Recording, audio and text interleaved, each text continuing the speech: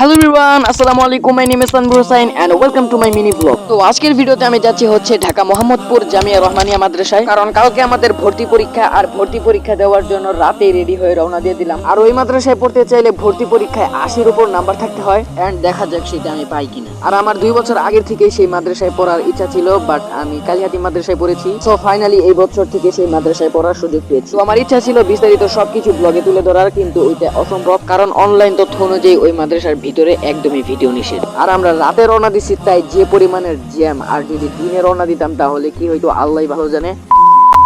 So finally 5 ঘন্টা journey করার পর আমরা মাদ্রাসায় এসেছি। আর আমার ফোনে চার্জ ছিল না, যার কারণে ক্যামেরাটা অন করতে পারিনি। আর আমাদের যেতে যেতে 12টারও বেশি বেজে গেছে। তার জন্য এখন তাড়াতাড়ি ঘুমিয়ে সকালে উঠে আপনাদের সম্পূর্ণ মাদ্রাসাটা দেখাতে হবে। তো দেখা হচ্ছে আপনাদের সাথে সকালে। সো ফাইনালি দেখতেই কিন্তু পারছেন, এটা হচ্ছে আমাদের মাদ্রাসা।